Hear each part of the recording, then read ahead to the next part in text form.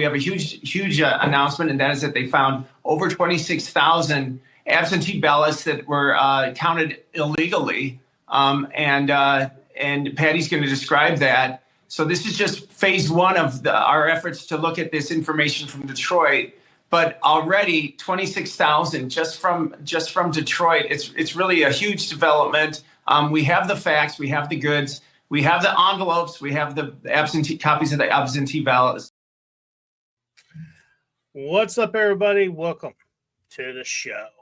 Thanks for William being here. Thank y'all for being here. Appreciate you. And today we're going to be talking about several different subjects. We're going to be talking about what's going on with the Detroit election reports and how it's igniting the debate. And I think the biggest debate will anything come out of it? That should be the biggest debate. And also we're going to be talking about Lindsey Graham's death in the Iran war. So first thing we're going to talk about is what's going on with Detroit with this investigation. They, as you saw in that video, they found 26,000 ballots that they know should never have been counted. Now, Trump lost in 2020 in Michigan by like 150,000 ballots, but there's a lot of other shenanigans that happened during that election, such as bringing ballots from another state to this state, to that state, and so on and so forth. You had a lot of weird stuff going on, and you also had people putting pizza boxes in front of windows where they're counting ballots and a whole bunch of other crap that people are wondering, hey, what's that all about? And of course, we never found out. And the thing is, these 26,000 ballots, they're interesting. We'd like to know more about them, but will anything come of it? What do you think, William?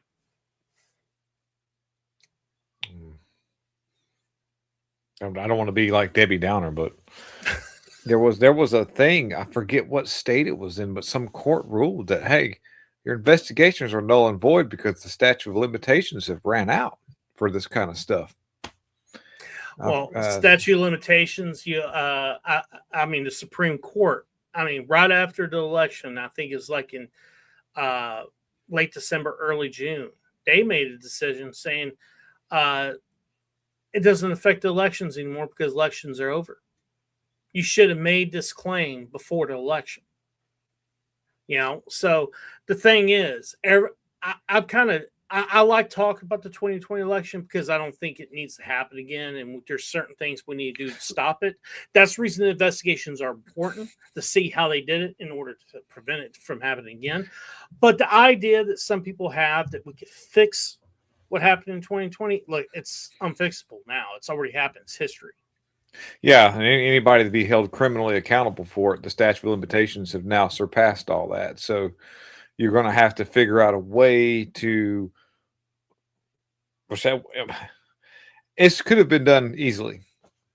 There was a small window of opportunity in the very beginning of Trump taking office. And all the trusted planners out there that were like, "Oh, don't worry, there's a plan. You just sit back." Pam Bondi is rocking and rolling. She's not talking about it because she's working so hard on it. And I'm like, no, I think she's actually dropping lawsuits against big pharma because she kind of worked for those people before she became the whole thing and the whole. So didn't she also? She was like, it's a off subject, but RFK Jr. was like, "Hey, this fluoride's bad." She's like, "It don't matter. Just put it back in there." It's like, wait a minute, Pam. I don't think it was fluoride. I think it was actually a petrochemical that they use for crops. I can't remember what the name of it now. No, there's a fluoride thing too. Yeah, it starts with a D though. What I'm talking about, I can't remember what the name of it. A lot of stuff. A lot. Yeah, it was fluoride. Well, that right there. The thing is, Trump came out and said, "Hey, we're not gonna allow you to sue the oil industry or the chemical industry that makes this particular product because it's important for America and our war footing, I guess." The military industrial complex, I guess. And so that's a big blow to Maha as well as to MAGA, because the idea was, look, we're going to actually change things and start actually doing the right thing for the American people and start bringing justice. And what happened, it just ain't happening. Don't get me wrong, RFK Jr. has done what he could since he's been in office when it comes to Maha stuff. But the thing is, Right. a lot of the stuff that he wanted to do, he's getting fought by the deep state as well as even by people in the administration itself. Mm-hmm. Yeah, and that's another part. I don't want to get off of the weeds of that, but we're talking about election stuff, and that I'm bringing forward that information to let you know that, like, hey, there's just not a lot happening. And so my confidence level, especially with somebody like Todd Blanche, of anybody of significance where you'd actually start dismantling anything that's been put in place of many years of corruption, just isn't going to happen. And Matt, I think I made this comment a few videos back that we did on my channel, and I hate to dishearten people, but the Save America Act is a wonderful thing. I think that voter ID is great. However, if you infringe on states' rights, they have the ability to move in a different direction. So there's a Save America Act. If there's any way possible, it could be passed and everything. They'd have to figure out you'd have to about amend the Constitution to try to get it to be a thing, because blue state or whatever state that benefits from not having voter ID would be like, hey, we're unless it's federal. If it's a federal election, maybe they could enforce that. But here's the thing. I agree with you. The federal elections, that's one thing. The state elections, that's a whole nother. Well, and see, the thing is, well, you're right. And so, but what I was getting at earlier, my point is like right now, federal elections aren't really in the crosshairs as much as they used to be, because a lot of, not just Soros, but there's another guy, I can't remember the name. He lives in China, and he's been sort of the second. So there you go. Yeah. They focus a lot of their energy on the grassroots state stuff, because they realize they're starting from the bottom, working to the way to the top. It's exactly, and that's where we need voter ID, we need secure elections there, but it's really hard to get states on board. That's how you're getting some of these sheriffs that aren't willing to work with ICE to deport people, or do any kind of investigating related to election manipulation. Yeah, I'm thinking more deportation, because Trump. Well, that too, yeah. But it's some kind of shenanigans. That's a big thing Trump made a promise on, and it hasn't really come to fruition yet. Mm-hmm. We thought it would. I mean, it's been almost 2 years, and he's forced deportation, like maybe 1 million people. And if you include the people that deported themselves, which I think you could do a lot more, like, I don't know, take away benefits, that would make people leave. Make sure they can't get a job in the United States. Make sure corporations or companies can't hire them. If you do, for each person that you have hired that's illegal in the United States, you get fined $1 million. You know what? Majority of people aren't going to do that. So the thing is, the illegals are here, won't be able to get a job, won't be able to get funds from the federal government. There's no reason for them to stay.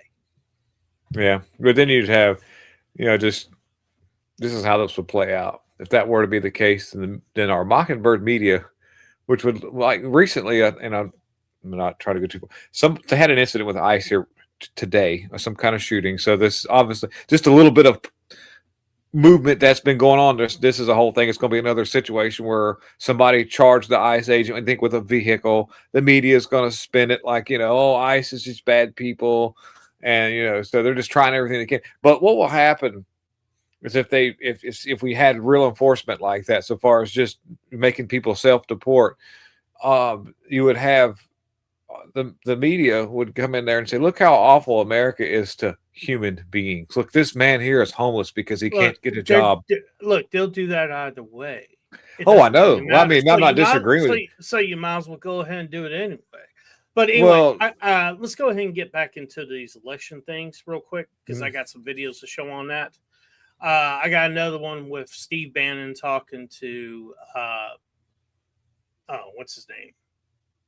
The guy from Gateway Pundit about Epstein. But the guy from Gateway Pundit about the 26 absentee ballots. Let's go ahead and check that out. That's right. He's not talking to Epstein in this one. My bad. Emails, guys. Did Bannon actually take a bath for this? Yeah, he did. He cleaned up a little bit.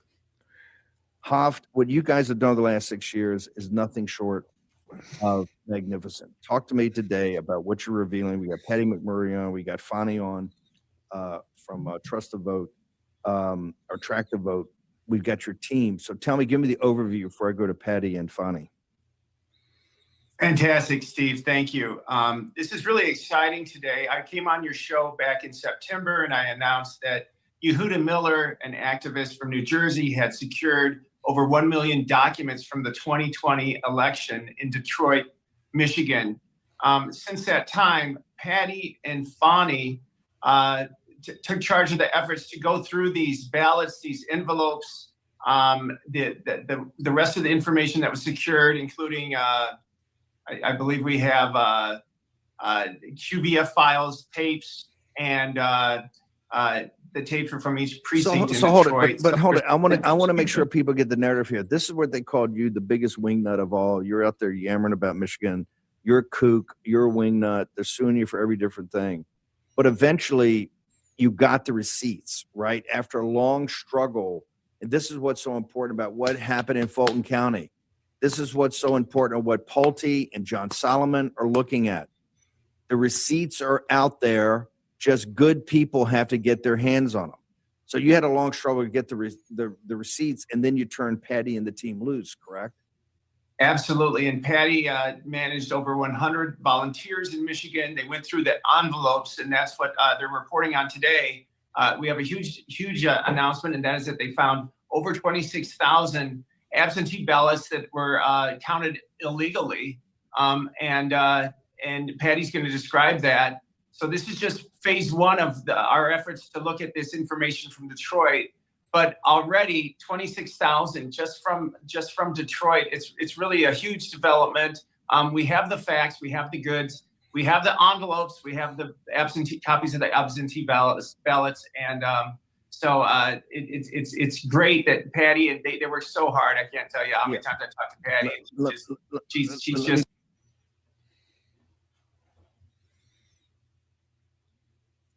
Okay, so in this next video, I'm going to be showing you, this is where Patty's going to talk about what she found. And let's go ahead and take a look at that too, real quick. Let me bring it up. Okay.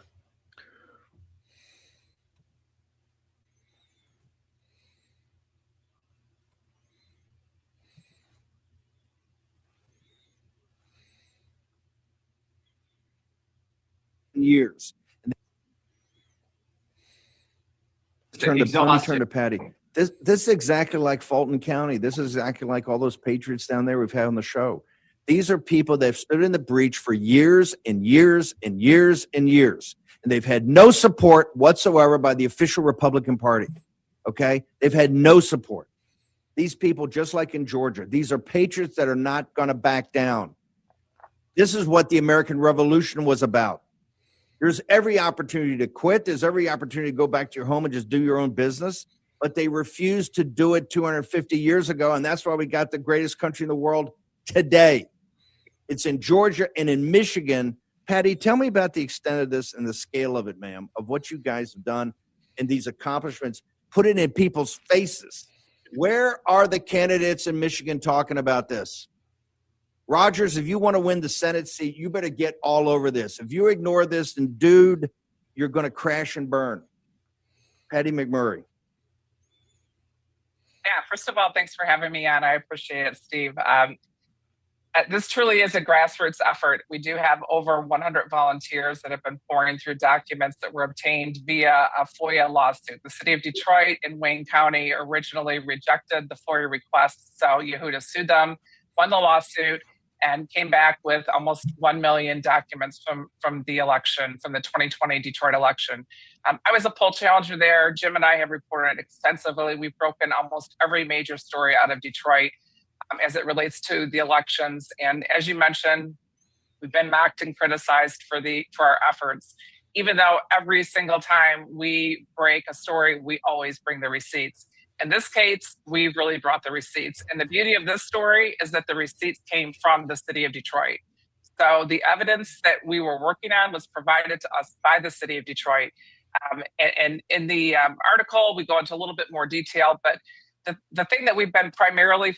Now, guys, just to let you know, in Detroit, they had to do the same thing in Detroit that they did in Fulton County, where they had to force these people to keep these ballots for over 2 years, because normally states keep ballots for 22 months to 24 months, depending on the state.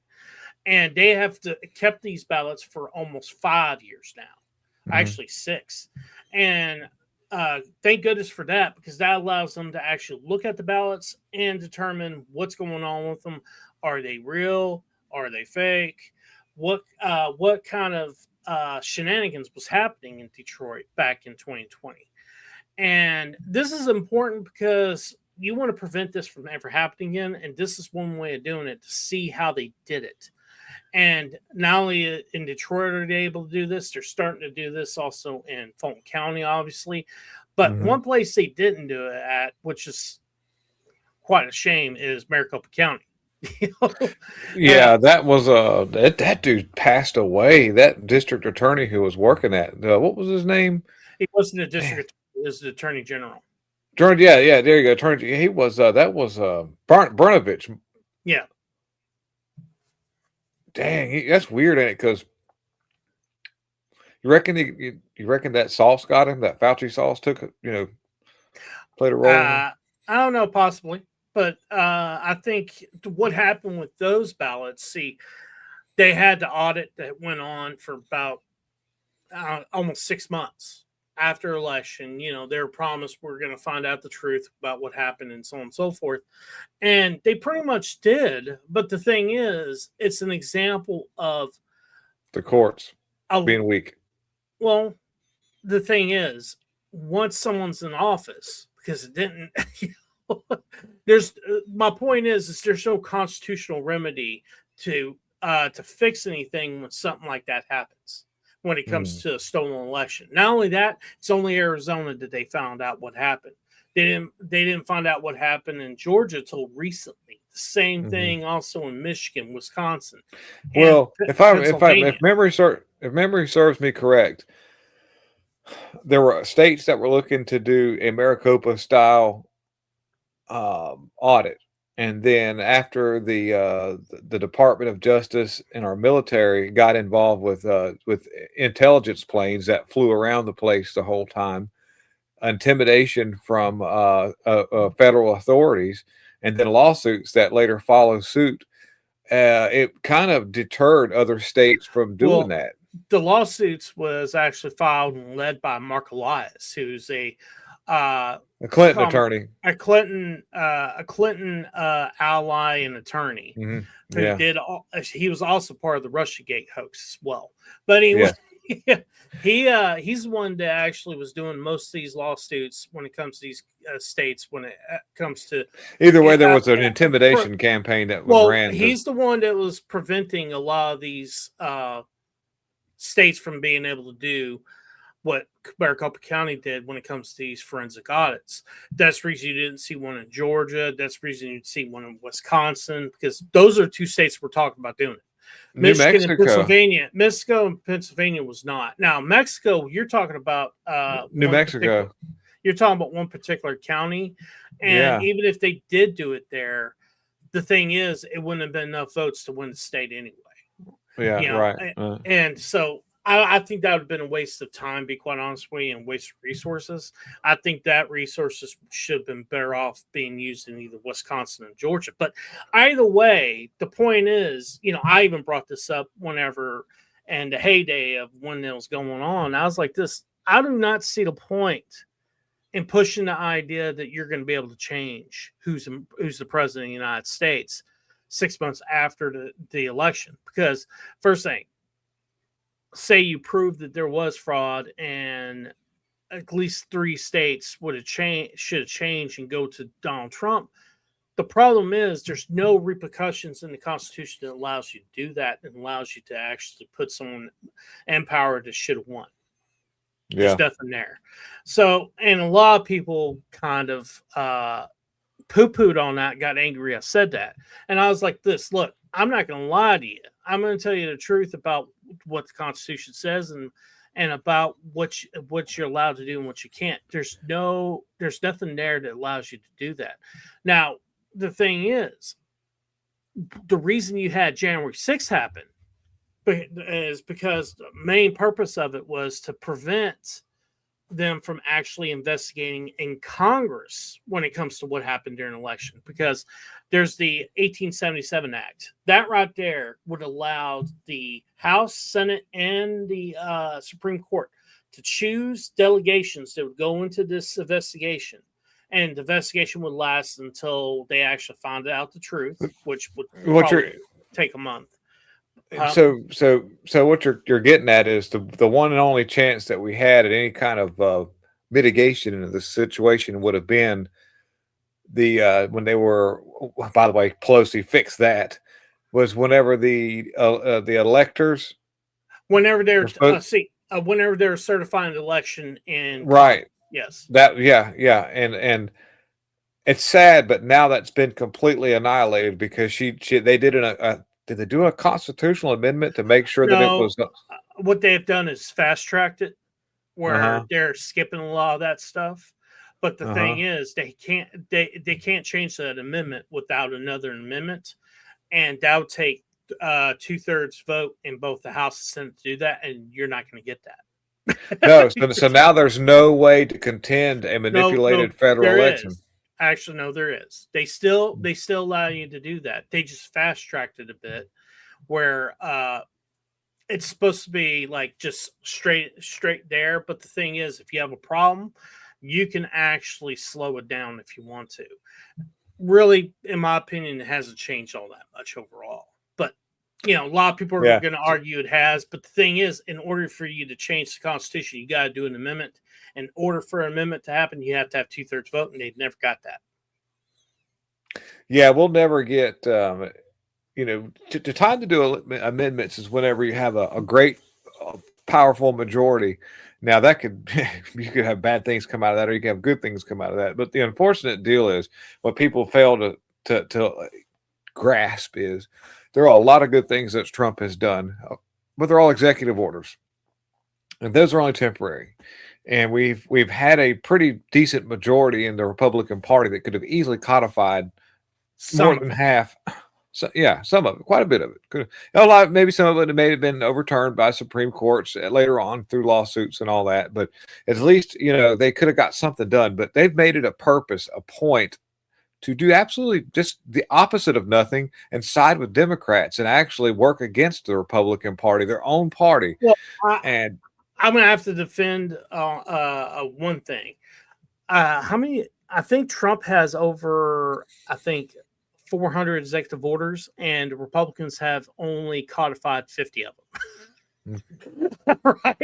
Right? Which are really small. These are really small orders that really mean nothing. They're more virtue signaling more than anything else. Exactly. They're not big things like, perfect examples, the Save American Act. But we got a little bit more of this video. We're going to go ahead and get into that. But this is another example of how, be quite honest with you, the Republicans hate Trump just as much as the Democrats do. Yeah. Lindsey Graham hated Trump. So does Mark Levin. Focused on since September. So this has been a 9 months long project, is looking at the absentee ballot envelopes. In the state of Michigan, you cannot vote absentee without an accompanying absentee ballot envelope. On the outside of the envelope, the voter has to sign the envelope and date it, and it has to be stamped by an official stamp at the clerk's office too. And then it also has to include the ballot number that's inside the envelope. So those are the key checkpoints: the signature on the envelope, and then the ballot number on the outside of the envelope that was written by the clerk's office has to match the ballot number that's inside the envelope. Otherwise, it's not a legitimate vote or ballot. So what we've discovered is that originally, when we got the envelopes from the FOIA demand, we discovered that we had, I think it was 155,000 envelopes. The reported number from the city of Detroit, the official reported number of absentee ballots that were counted was 174,384. So we already knew that we were working with a large deficit. What we didn't know is how large that number would be.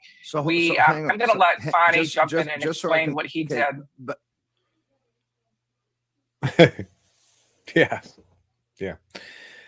You know, I don't know about you, but I got a simple way of fixing this shit. Get rid of the mail-in ballots. Get rid of the machines. You know? Yeah, that would make a big difference. I think though what Republican guy? What did he buy? He bought out Dominion. They try. Yeah, there's so Mike Lindell, which I haven't heard much out of lately, running for governor. I've heard a lot from him. Well, he comes and goes through my feeds. You know, he was on InfoWars a couple of times, and but I've seen him on America's Voice and stuff like that. He's still, right. Yeah, you'll see. Yeah, but he was challenging a lawsuit against those people, and they said that they would drop their lawsuit if he would stop talking about the machines, and he said he wasn't going to do that. And then after that, they dropped him anyways. They dropped him anyway, yeah. And he still hasn't stopped. He's like, but I'm not letting up. He's like, there's problems. Yeah.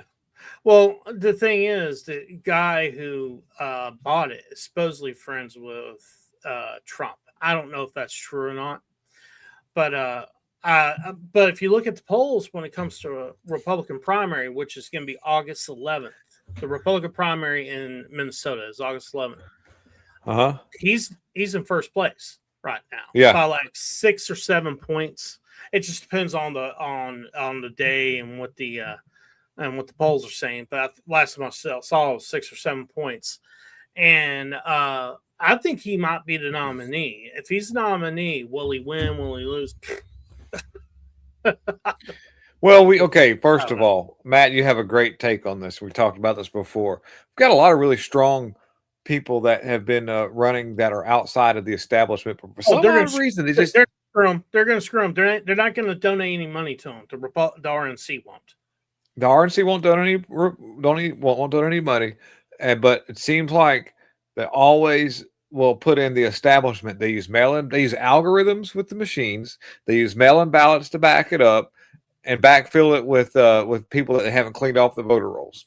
Yeah. See, I got a theory that is it a conspiracy theory by any chance? I think it's a pretty good theory because if you watch Jonathan or Stephen Turley, if you watch him, he's shown the numbers when it comes to 2008 and 2024. Whoever's ahead in registrations always wins the general election when it comes to president. Okay. Always. Mm-hmm. And normally it's within half a point to a point from it. So if, perfect example, in 2008, Obama and the Democrats were ahead by 11% in registrations, they won by 11%, right? And the popular vote. And then if you look at the rest of the time, it's the same way. The only difference is if you look at 2016, obviously Hillary Clinton won by 2%, but she was ahead by 2% in the popular vote, but she was also ahead at 2% when it comes to registrations. But the thing is, Democrats, they're so focused being in cities, and they can't get votes outside of cities all that much. Not like the Republicans can.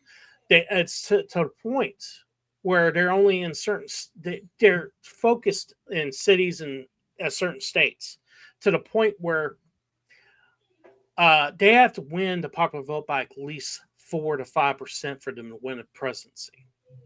Okay. That's the reason Biden won by 4.5%, right? If it wasn't for him winning 4.5%, if he would have won the popular vote by only 3%, he would have lost. Yeah. And that's the reason they had to get those registrations in and get those people's votes in. That was also why you needed to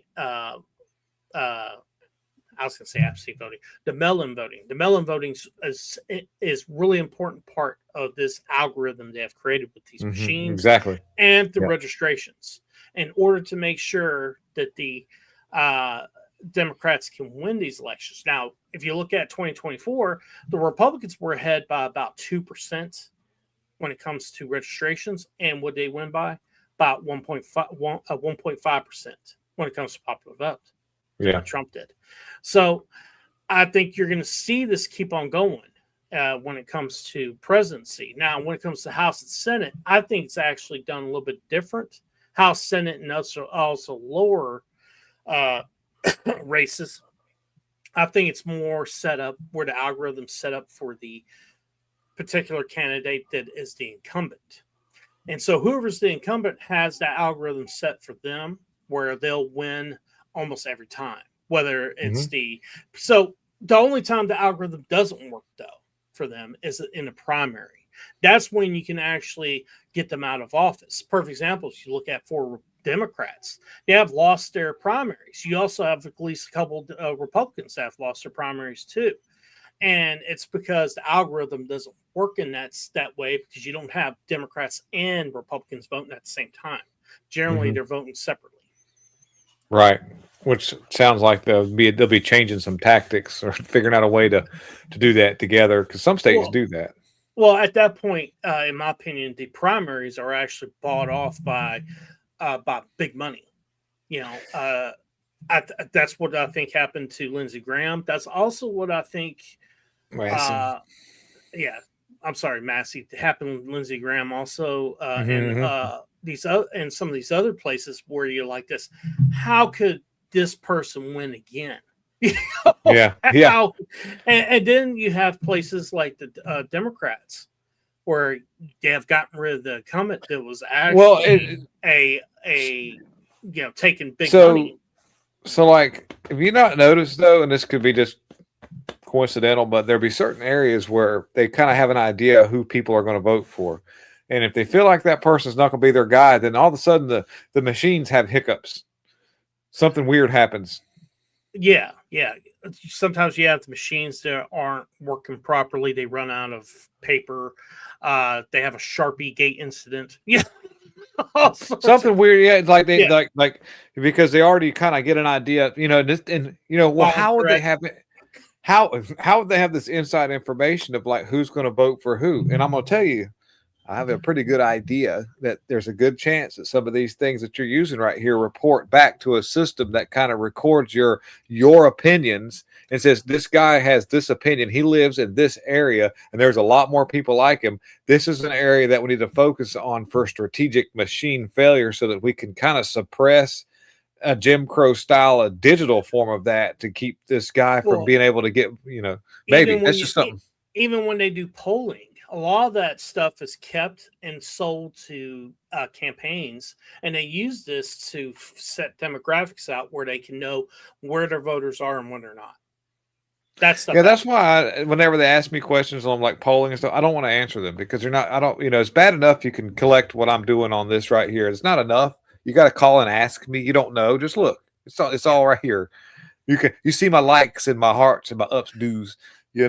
So basically, that's the other thing.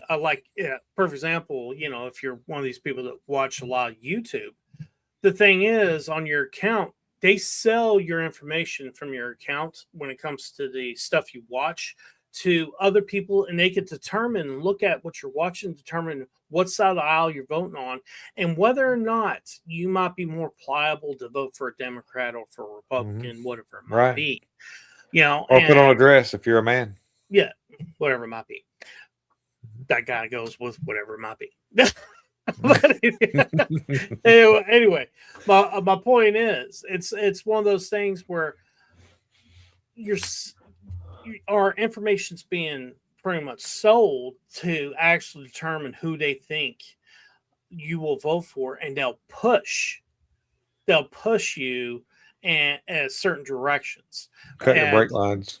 No, well, I wouldn't say that. I'd say push you with certain directions with advertising, all sorts of stuff. Yeah, I remember a lot of weird things that happened in 2020.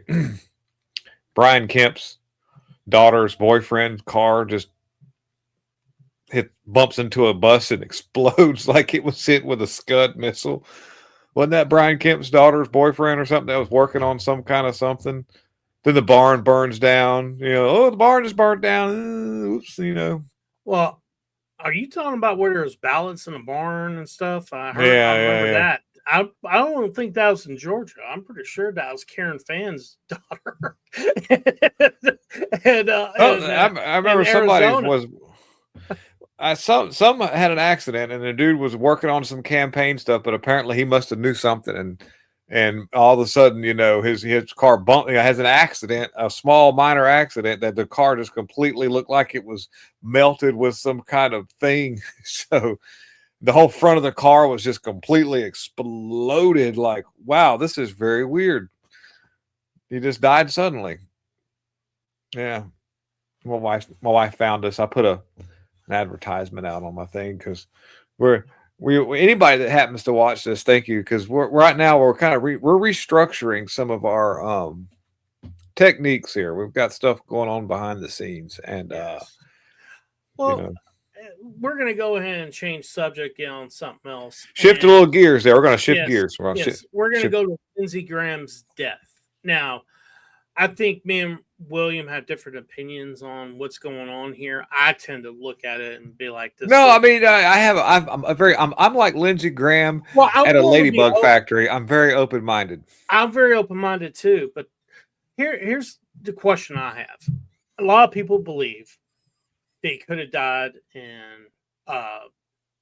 Ukraine, either at the ammunitions place where he got toured, or the hotel, or the hotel where both of them blew up.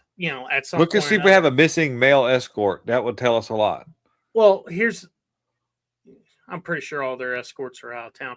But anyway, my point is, I don't believe it, and I'll tell you why I don't. It doesn't really make any sense to me why they would do this. You know why? Because I'm sorry, but Ukraine would be the first one to come out and said, "Hey, a great American hero of ours, Lindsey Graham, died here in Ukraine because of Russia blowing up our ammunition depot, or actually it was a manufacturing company, or at the hotel.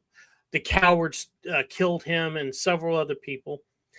And the thing is, what it would have done is it would have it would have escalated the war between Ukraine and Russia. Not only that, it would have convinced the Senate and the House to start giving money to Ukraine again. That's what would have happened. It would have passed a bill to start giving money to Ukraine, and Trump would have signed it. And he would have said, "I'm signing this in regards to my friend Lindsey Graham."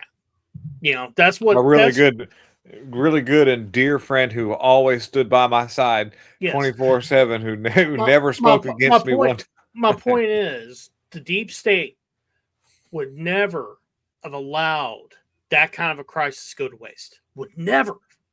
Mm-hmm. Never. And not only that, some people are believing maybe the Iranians were involved in this as well. I've heard that. And here's my problem with this. Number one, they're kind of busy.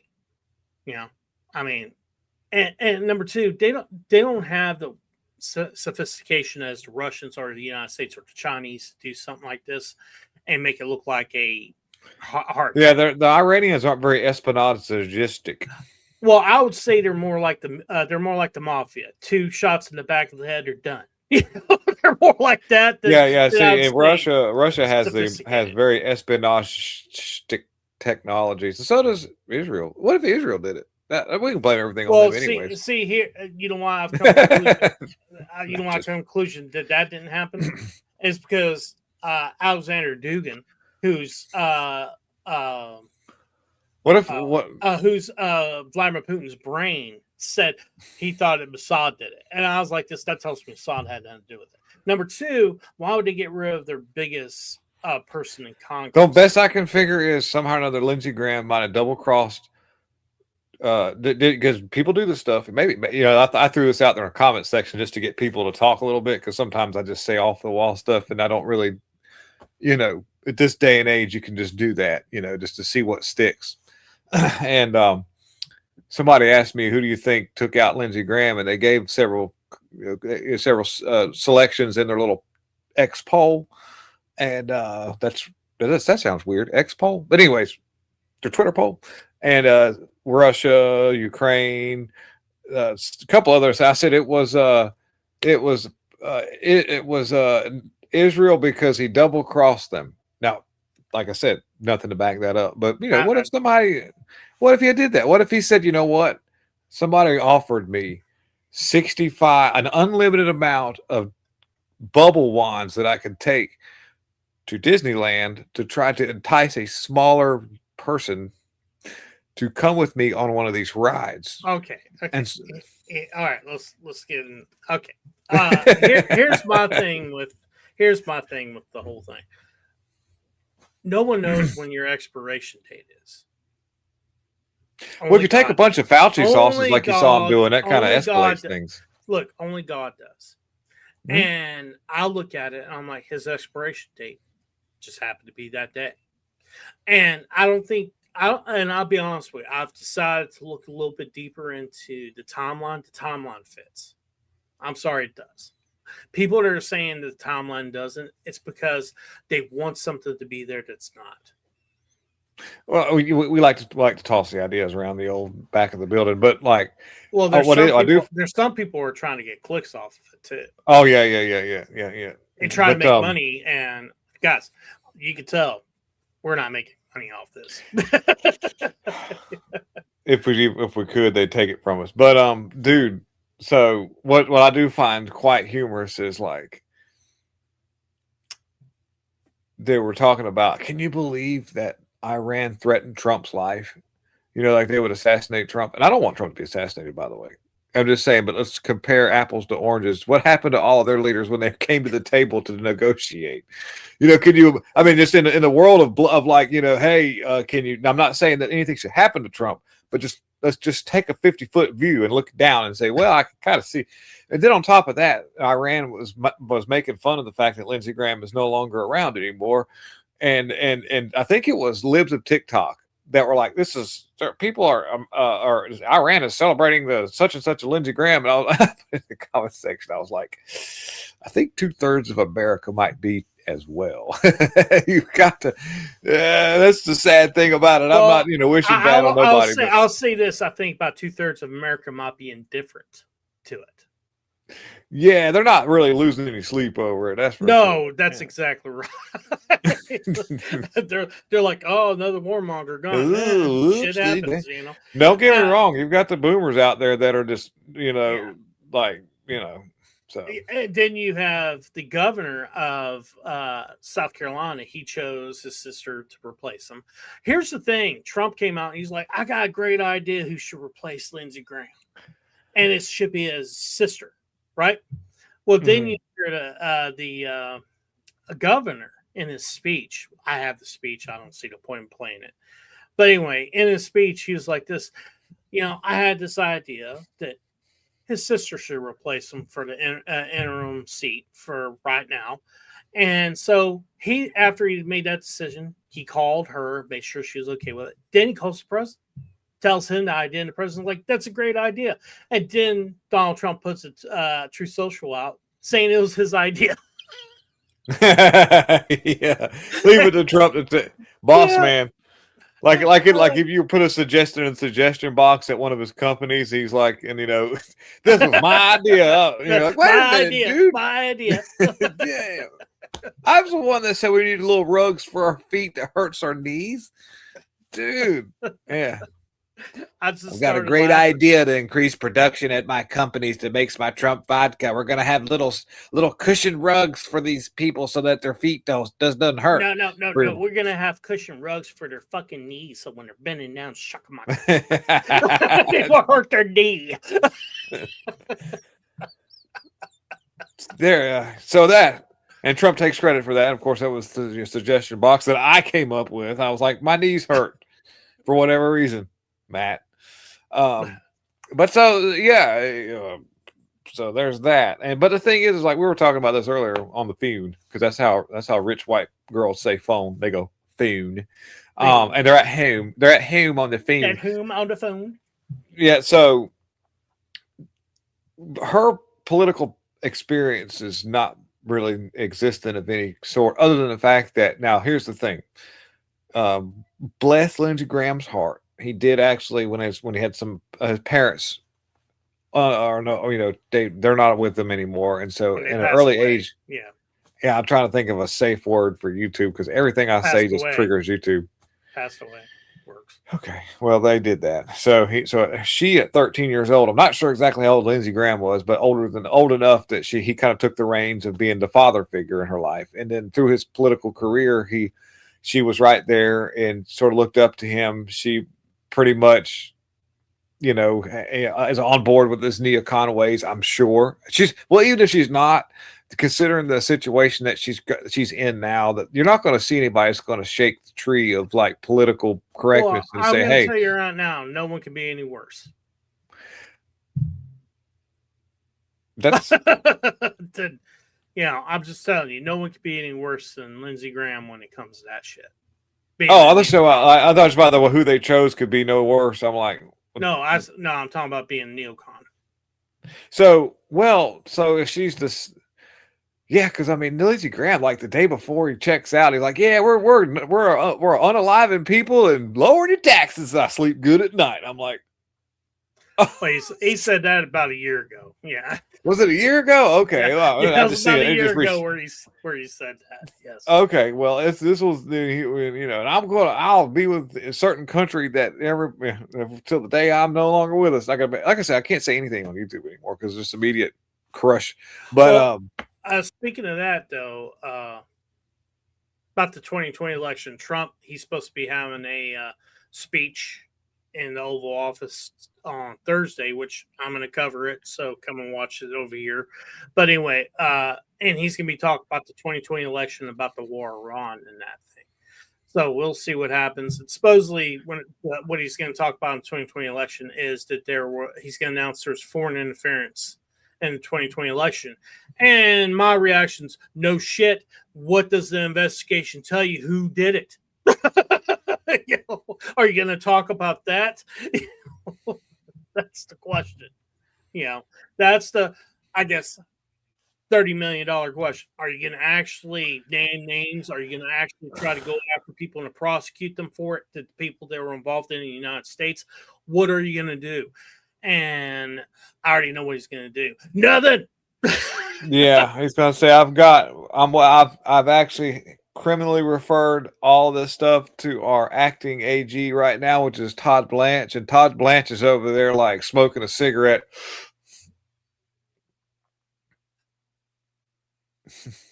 Not jack shit's going to happen. He's smoking a doobie with Bondi.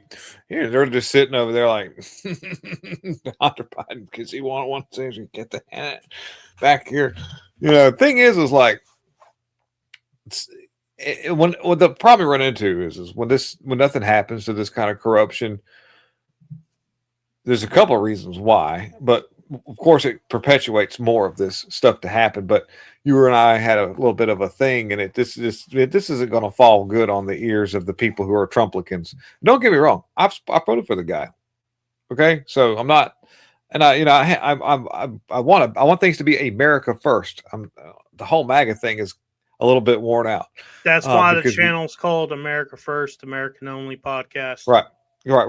And America First means that we don't send our money and our blood, our treasure to other countries to fight wars for them, unless it's for a petrodollar. But that's a whole other video. But thing is we really want to focus our energy on this country and how we can make things better and make America, the country that it should be. That it is still great, but we really need to get behind something better than what we're doing right now. Okay.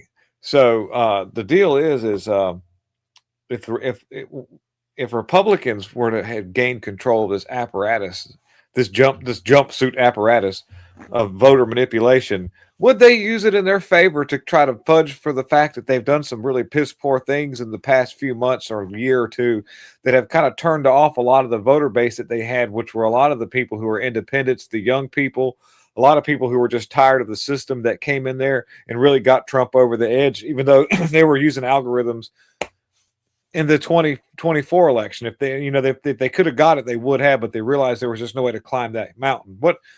would that be a thing? Could they would the Republicans do that? Well, a lot of people out there have,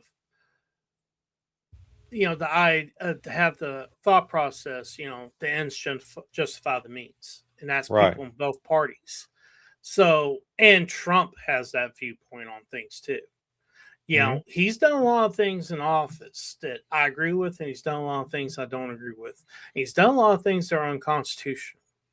This war in Iran is a perfect example. So him doing something like that wouldn't shock me. I just wouldn't, because the ends justify the means. It keeps him from being. It keeps them from first thing being impeached. It'll also keep them from being able, because the Democrats don't run the Senate or the House, they can't investigate him either. Because the Republicans aren't going to do investigations on Trump. Well, you can bet they are. They are investigating him in case they do gain power, so they'll already be ahead of the game. They've already started it. But the thing is, in order for it to come to fruition, to do anything, they need to have power in both House and Senate. And let's just say if your thesis is right, or my thesis, or whoever's thesis. We talked about this. And I don't disagree with you. The idea that the Republicans could take over this apparatus that they have created, where they could keep the House and Senate and make sure that Democrats wouldn't go into power, so they couldn't investigate Trump and some of the dealings he's done when it comes to his family and stuff like that, kind of like what the Republicans did in the last 2 years of Biden's administration. He's done he's actually surpassed the inside the whole family business insider trading. He's like, he's got his other son-in-law involved in stuff too. Now he's involved. Tiffany's husband. And I was just like this, boom, like really? If people were upset at crazy. Yeah, the people were upset at the kind of like quote unquote financial corruption, the using of position and selling of position, that if they're mad at the Bidens for that, then you really need to look and see what's happened recently in the Trump administration. It's worse. It's a lot worse. And the sad thing is I think the corruption that lies in the Biden administration, so far as family dealings and all, was pretty old school. It was just they were using most of it also happened whenever he was vice president. Vice president, yeah. So it wasn't even like it. So that's even like lesser bad. But the deal we run into now is the Trump administration, or Trump and his family, are really into digital currency, AI and digital currency. And so what's dangerous is the fact that is it coincidental now that these technocracy companies have they've gotten the ear of Trump, and they've actually are circling the wagon, as per se, in America right now, to geofence us with digital AI technology, and he's not saying a word about it, not making any kind of fuss. As a matter of fact, at one point, Palantir is definitely on the radar of stuff that's bad, but there's other companies out there that are just as bad. But the thing is we'll just use Palantir because that's the brand that we all recognize. Well, that's the brand that's being used mostly in Israel, and also a few other places in the Middle East. Right. Yeah, it's not an accident. A lot of people don't realize that these flock cameras and all Israel's using these to gather lots of data on American citizens for whatever reason. It's really dangerous. And they sell a lot of that data to China too. Exactly. What Israel doesn't, what China doesn't steal from us, Israel sells it to them. So it's pretty wild. Yeah. Because they're our greatest allies.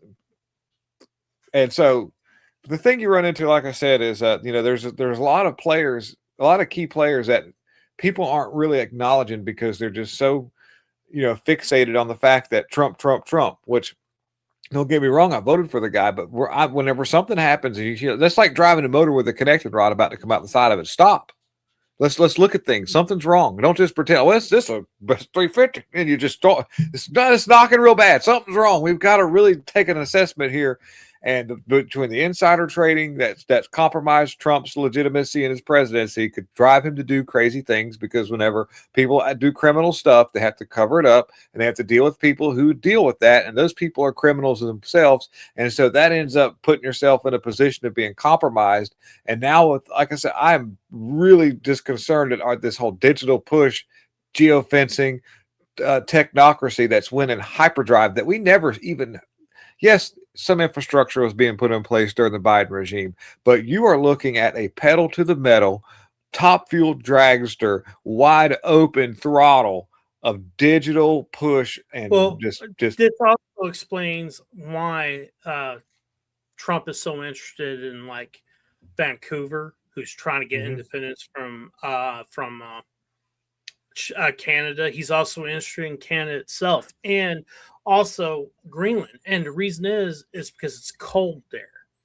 And this is a perfect place where they could start putting some of these data centers, because the reason data centers don't, in my opinion, they're not a good place. A good place to put them is down in the south.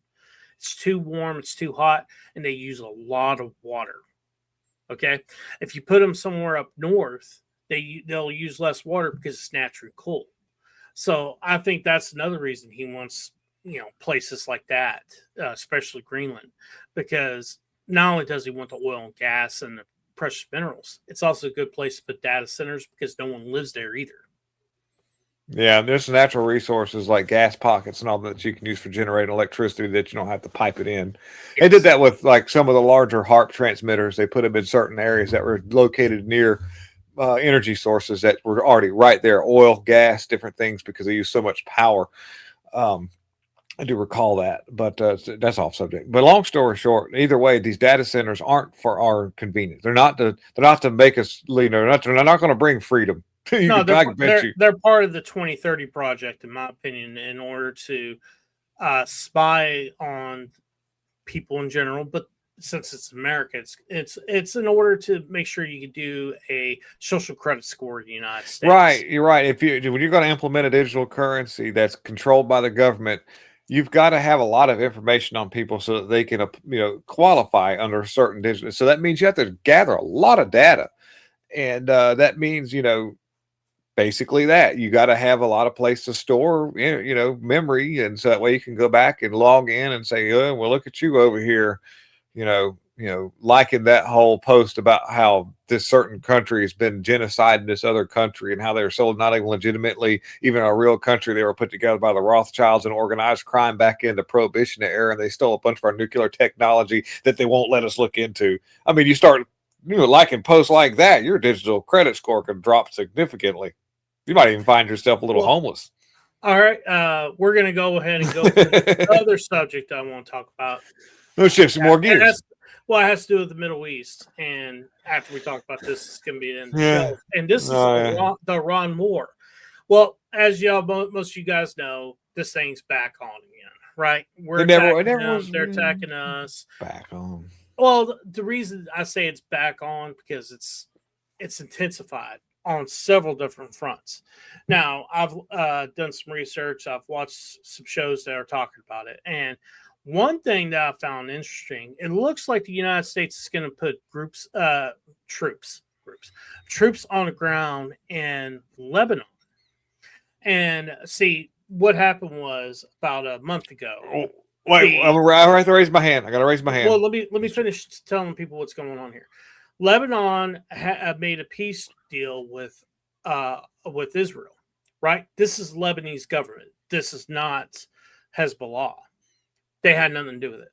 Well, what Trump wants to do, supposedly, this is the idea, he's going to put U.S. forces down on the ground with the Israeli forces as well as the Lebanon army, and they're going to go after Hezbollah and try to decimate Hezbollah. Not only that, he's also made a deal with Turkey to give them F-35s as long as they get rid of the Russia-made systems they have, and they'll give them the F-35s as long as he can convince the president or whatever he is, the leader of Syria, to attack Hezbollah as well.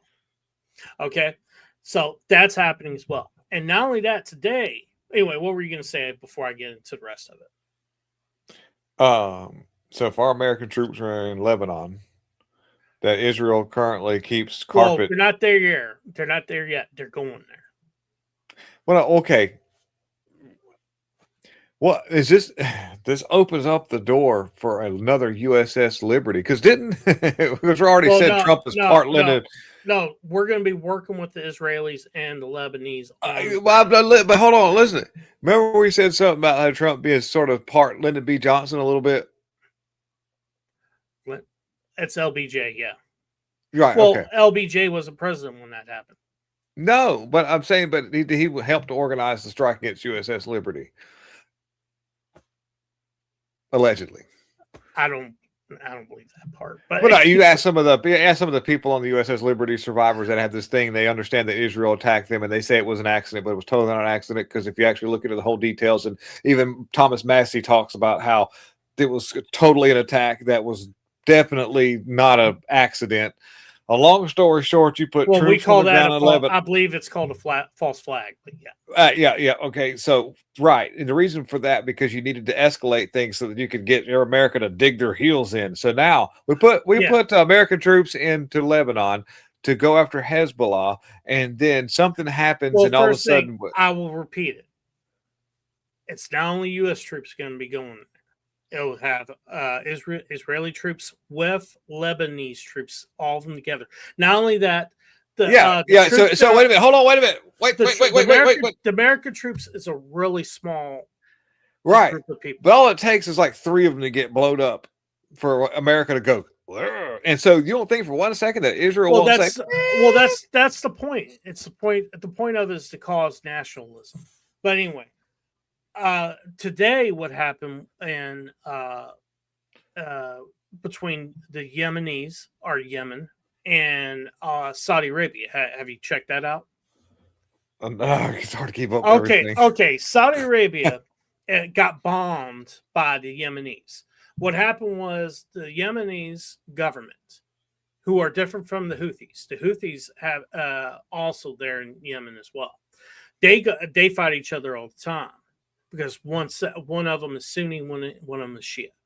But anyway, Shia. The Yemenis government went to Iran for the funeral of Khamenei, right? Mm-hmm. They flew back, and the Saudi government decides to take out their runway at their airport for them to land in Yemen.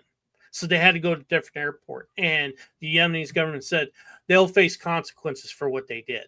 And today was the consequences, and they attacked the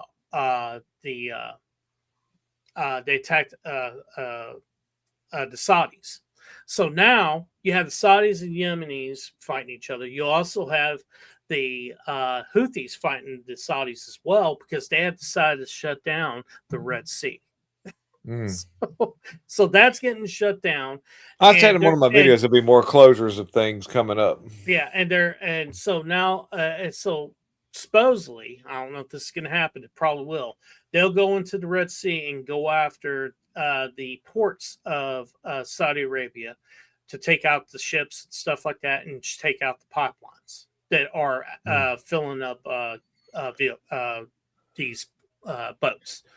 And so what I think is going to happen next, it's going to escalate more in the next couple of days, because Israel has a base in Somaliland, which is a new country that just came up about a year ago. It used to be Somali. And now they got their own country called Somaliland. Well, the first country to recognize them was Israel, and they made a pact with Israel, and Israel put a base there. So Israel has a base with the United States, working with the United States in Somaliland. They're going to start attacking the Houthis from there. And then you have another fucking base that the Israelis have in Azerbaijan. Like a lot of the northern territory of Iran that's been attacked was. You would say, wait a minute. This isn't effective. How does this even help with the petrodollar? Oh, no, this actually hurts the petrodollar. This is gonna hurt. I know that. I'm just saying, but it's supposed to. The reason why we have all these military everywhere is to try to maintain control of certain countries so that they keep using our petrodollar. And now we've taken this whole thing out of this. It's all screwed up. The thing is, the Israelis have decided to take United States. What the United States does, put bases on all sorts of different countries. They have decided to copy that because they have two bases in Iraq. They have one in Somaliland. They have one in UAE, and then they have one in Azerbaijan. Which what's that do? That surrounds Iran. So, like I said, Israel is in competition with America while we work alongside them to become the new superpower. We've heard Netanyahu say that. They're not going to become a new superpower. They don't have the economy to do it. That's okay. If their economy stays the same, their economy stays the same while they destroy everybody else's economy. Right. And then not only that, common sense will tell you that can't happen because they're losing population too because people are leaving the country. A lot of these people that are moving, they're Israeli and other places. They're moving. They're moving to the United States, and they're also moving to Argentina. They're getting out of Israel because Israel's in perpetual war. And I don't believe that one bit, what you just said. In my opinion, I think the Israeli project is done. Okay, it's done. It's not going to happen. It's not going to happen. Not only that, if you look at the election that's going on there, you know who's starting to actually do pretty good? The one camp that believes that we need to that Israel needs to go into needs to worry about their own borders and stop going into these wars and try to make peace agreements with their neighbors. And he's starting to actually gain some traction. He has a really good chance of winning. I don't think he will this time. He might win next time. But the point is, the other candidates. Because there's boomers over there in Israel, just like we got them over here. Well, the point is, the people that are running are noticing that he's starting to get traction. The other candidates, and they're starting to repeat some of the things he's saying. Even though they don't mean it. Well, they might not. They might. They're going to do whatever they have to do to actually be politically viable to win. Okay, and if they have to actually adopt some of their competitors' points of view and use them in campaigns, they're going to do it. Kamala Harris did. They're in her campaign. So she had Nikki, but no, well, she had Megan Thee Stallion. Anyway, my point is, I think more likely this war here is what you're seeing with the escalation. It's going to turn out like Russia's war with Ukraine. It's going to last years. Mm-hmm. That's my viewpoint. And the thing is, what's going to happen is a lot of the economies around the world is going to retract because you have 20% less oil out there being not being able to be produced because of the Strait of Hormuz being closed, and then you also have the Red Sea closed. Mm-hmm. So I knew that was going to happen. And the other thing also, it's going to put a lot of pressure on oil as well because all those countries that would go through the Mediterranean, go through the Red Sea, and get into the Indian Ocean that way, they have to go all the way around Africa, which is another 2-week journey and about 2 stops to get more fuel for their boat. So it's a shit show. At some point, don't they encounter some of the China Belt and Road project, and along the way in that route too? It's like kind of rough. Well, the Belt and Road project's now in water; it's in land. Well, I'm saying, but like they've got. That's also why the United States took out the railroad on the north because that's part of China's Belt Road Initiative. Whenever they had the first blockade going on, because Trump did blockade again. When they had the first blockade going on, one of the ways they got oil to China was through the railroads. Yeah. And now they blew up that bridge, and they're going to have to rebuild it where the railroad was. So they're going to have to find other ways. And they also went through Pakistan and also the Caspian Sea to get oil that way, which that's the way they're going to do it now instead of using the railroad as much. Ah, James found us. What's up, man? Yeah, what's going on? Yeah, we're kind of new. We're new over here, so it's good to see some people pop in there. Yeah, dude, appreciate you. Well, we're almost at the end of the show, but I have. We weren't going to talk about Mitch McConnell, but I got a video, a proof of life video I want to show you guys of Mitch McConnell. Okay. You know how people are saying that he's dead. I think I know which one you're going to play. Maybe I do. I don't know, but this is good. I think I know. I don't know. Yeah. Let's see here. While Matt cues it up. I thought it was the one in the casket. No. He pops up. Honey, show them you're okay.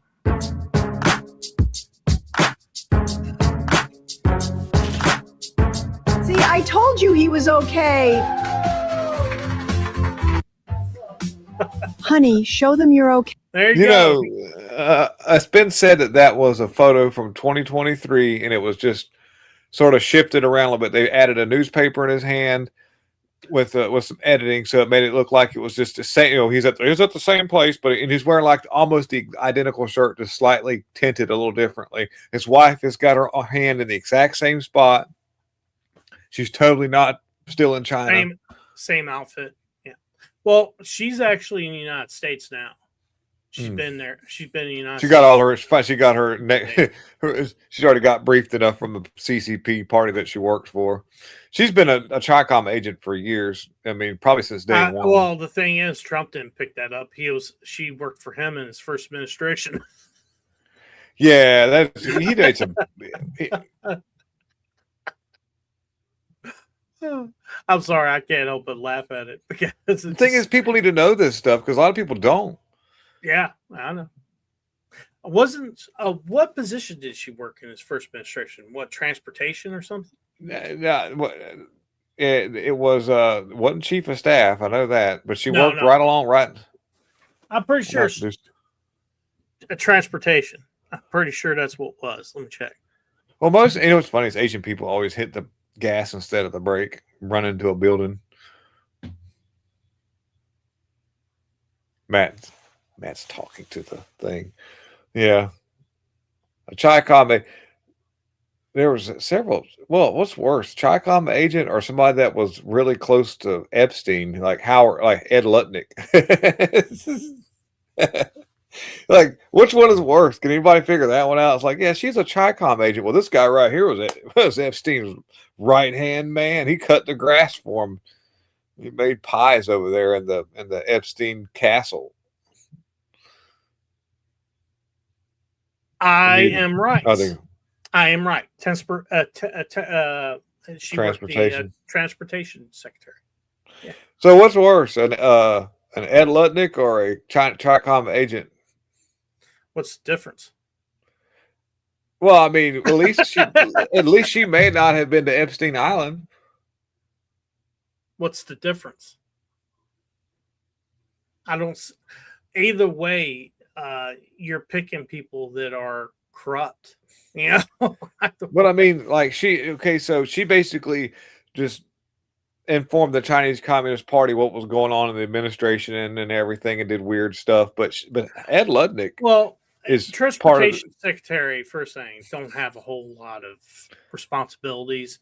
Not only that, they don't have daily ideas of exactly what's going on. Right. So I mean, it's not like she was getting information when it comes to, military stuff, military stuff, right, or anything like that. Yeah. She just had her foot in the door. But Ed Lutnick, dirty man, Epstein's right hand man. Well, he's another. I would also say he doesn't have any of those. He doesn't know any of that situation either. He's no different than transportation secretary. He's on the airplane with Trump all the time when they're doing things. No, he's not.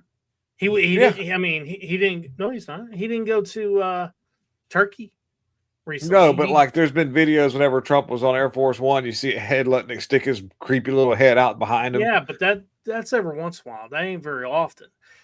You're picking and choosing. You know, I mean that's like me.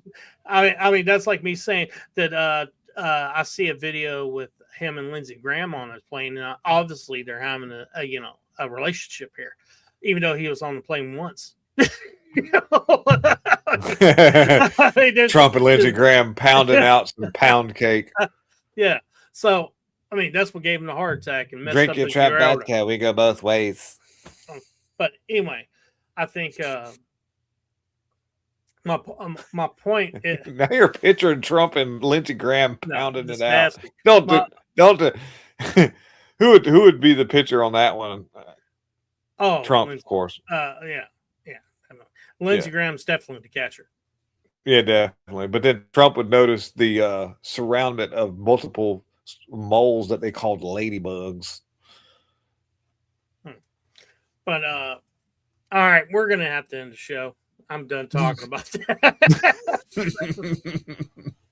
Done. All right, we're gonna have to. Really appreciate it. Bye, James. Bye, my beautiful wife. Take it easy, everybody out there who's watching this. You made it this far. You're awesome. Please hit that like button, comment, and share this out to everybody. And if you could, go and subscribe on my channel. It's McWaters Effect. Go subscribe. And I really appreciate it. And go subscribe on William's channel.